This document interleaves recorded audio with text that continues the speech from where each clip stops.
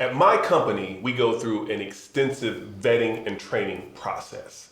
First, we won't hire photographers without at least 5 years of wedding experience. Second, we won't hire photographers who have not shot at least 25 weddings. Once a photographer is hired, we have in-house training where we go through standards and procedures, we go through what our requirements are, and we show them how we expect them to act at a wedding.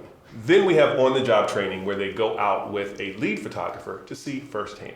We hired a photographer and they went through that entire process. Then it was time for the photographer to conduct his first wedding on his own with our company. The photographer arrived early, started taking all of the background photos. Everything was fantastic until I arrived. The moment I laid eyes on the photographer, I was dumbfounded. He showed up in jeans and a t-shirt.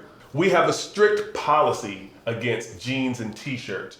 I approached the photographer and asked him, when are you going to change? And he said, I don't have any other clothes.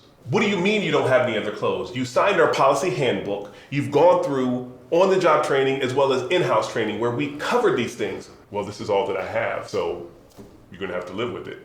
Well, you're about 2 hours early, and I appreciate you being 2 hours early. That means that you have time to either go home and change or go buy something. And he told me, I don't feel like doing that, so I am going to pass on shooting for you. The f are you talking about, dude? Today is the day of the wedding. The ceremony starts in 3 hours. What do you mean you're gonna pass? Well, this is what I got. So my happy had to go run to Michael's, shout out to Michael's, and purchase a pair of dress pants and a dress shirt for this boy so he can shoot the wedding.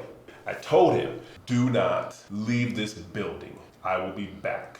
And I made it very clear. I don't know if you can tell by the camera angle, but I'm 6'6". And not saying I'm intimidating, but I can be. And to his credit, he stayed there, was taking photos the entire time while I was gone.